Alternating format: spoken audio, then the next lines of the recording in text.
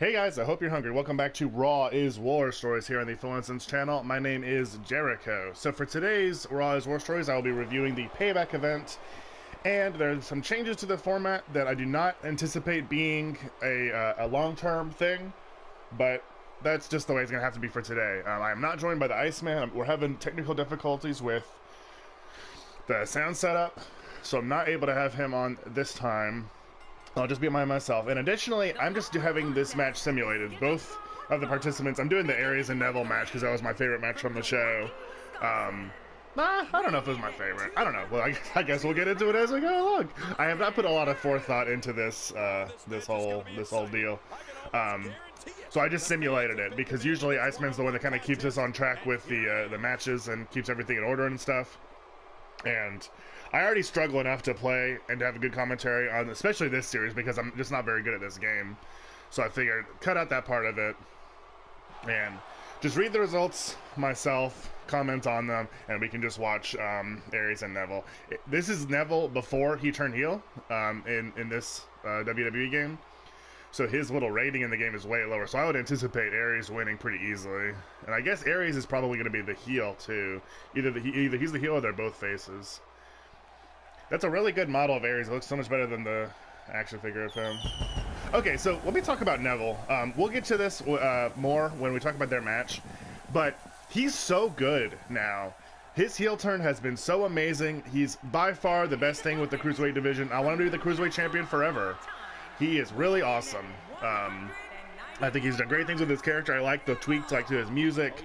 I love how he teases doing like the flashy moves but doesn't want to because he's an evil bad guy and we don't deserve to see them. Like, really cool stuff. So, and as somebody who was not the biggest fan of Neville, on the main roster at least, he is incredibly impressive now. So starting off with our dark match, we had Enzo and Cass win over the clubs, Luke Gallows and Carl Anderson. I thought the match was okay, nothing special, very thrown together. It just felt like getting the guys on the card somewhere. And I think they really like opening shows with Enzo and Cass because they usually get a pretty big reaction. And Iceman and I talked recently, though, that they just are so scripted now and so filtered and just don't sound like they used to, you know? Like, this promo was all about Chinese food. Like, because that's how they were made to feel by the club or something. But it wasn't funny, it wasn't clever. It's not as good as it could be. So Enzo rolled up Luke Gallows to steal the win. And so I'm actually recording this Tuesday morning for this episode coming out on Thursday. And so I do have the benefit of seeing Raw after this, so I can lend me a little bit of, kind of clarity on where they're going with some of these things. And the club got their win back. And I didn't want to see the club lose 2 nights in a row, but now it's just 50-50. One team beat the other, one team beat the other. Nobody gets over. Nobody is seen as better. It's just, it is what it is. So that's kind of stupid. So on to the main card. Our first match was Jericho and Owens for the Universal title. Jericho taps Owens out in 17 minutes, so he wins the U.S. title and joins the SmackDown brand. So this was easily the biggest surprise of the show in terms of finishes. Owens has already been building his feud with AJ Styles. Jericho is just about to go on tour with Fozzy, so everybody assumed that Owens would win, especially since he just got the U.S. title at WrestleMania. But Jericho was victorious. They're having a rematch again Tuesday on SmackDown, and I can only assume Owens will win it back. So Jericho now with a 2-day title reign. I don't know. It definitely feels like a swerve for swerve's sake. But they had a great match. I think it was better than their WrestleMania encounter. I liked how they brought back the Owens surviving by one finger thing and then Jericho attacking that hand so he couldn't do it. And then it ended up costing him at the end. Like, that's psychology that they don't bother to do in matches nowadays. The match was still maybe not as good as I thought it could be. Like, I have really high expectations for Kevin Owens matches, and he hasn't really hit them in some time. It's on a much lesser scale, but I feel like Ambrose, like after he became the champion, it's like he cooled off, and that's just a shame. So next we have our Cruiserweight title match. Austin Aries seeking to take the Cruiserweight Championship from Neville. And I mentioned earlier what I think about Neville's character. I like Aries too. I feel like he is a much more natural heel though, and his face roll isn't going to work as well for him. But especially on Raw, like the whole Cruiserweight division is so awful though. Like on Raw, they had a 6-man tag team match that nobody cared about, just complete. Like they came back from a commercial and it was silence in the arena. And they did, like, everybody's playing with umbrellas. Like, it's so goofy. And then Michael Cole was like, that's what you get from 205 Live, as Gallagher and Rich Swann and Tozawa, Akira Tozawa, are goofing around with the freaking umbrellas. Like, I like Jack Gallagher. I like Tozawa. I hate Rich Swann, but they have good wrestlers on their roster. I love the Brian Kendrick. I think Tony Nese has something. He's like a good-looking guy. You know, he looks built. He can do cool stuff in the ring. They're all talented in the ring. But they just refuse to make it the division it could be. But this was a good match. I thought better than the WrestleMania outing for sure. Neville attacked the referee. Well, didn't really attack the referee, but pulled him in the way. Just mess with him, or I guess you would say, to force the disqualification and keep the title. So this feud will continue. It's possible that Neville will just beat him the next time and that'll be the end of it. But I think it's starting to look like Aries will win the title, because there are more prospective heel challengers, I guess, especially with TJP in the background. Look at this, Red Arrow to the outside. They're both dead. I think a triple threat involving TJP could happen too, especially since it's not going to be until Extreme Rules. Maybe a triple threat ladder match and throw a few more people in there and actually do something cool and high flying with the Cruiserweight division. What a thought. Next we had the Hardy Boys defending against Cesaro and Sheamus, and I still get goosebumps, and I'm still so happy just to say that the Hardy Boys are on Raw. Awesome. They won in an excellent match. That actually was probably the best match on the show. It was good old school tag team wrestling. I love tag team wrestling. I always have. It's one of my favorite things in all of wrestling. Jeff Hardy is my favorite wrestler of all time, but I love all four men. And I love the heel turn afterwards, and I love the segment on Raw explaining it, about how as soon as the fans saw the nostalgia act of the Hardys, they stopped caring about Cesaro and Sheamus, that they were so supportive of. The Cesaro section didn't care anymore. That's awesome. It makes sense. There's something real to it, and that's what you need from a big heel team. Look at him kicking out at one after that Red Arrow to the outside, but whatever. Yeah, not a whole lot to say. I was hoping that the post-match beatdown would break them, especially since Matt looks like he got split open hard way, and then Jeff lost the tooth.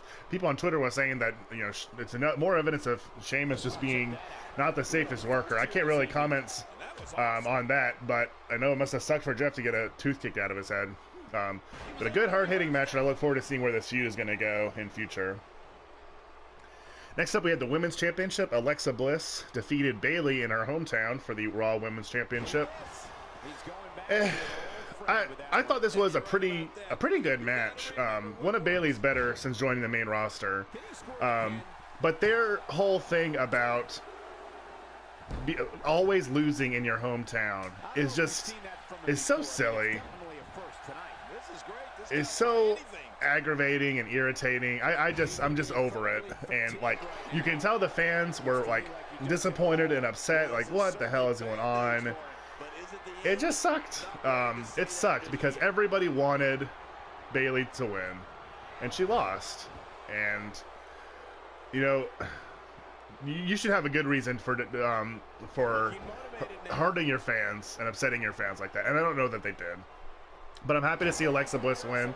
She is really, really talented on the ring, getting better. I mean, really talented on the microphone, getting better on the ring all the time. I think she has a really great future. It's cool that she's the first to have the Raw and the SmackDown Women's titles. And I'm interested to see how Sasha is going to figure into this feud going forward. But, I don't know. I don't know if this is where I would have ended Bayley's reign already. So next was the first part of the House of Horrors match. This, I really did have high hopes for it, but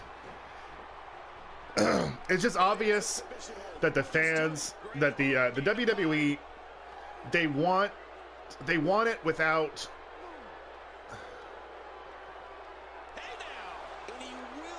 It's sort of like DC. Marvel built up to the Avengers.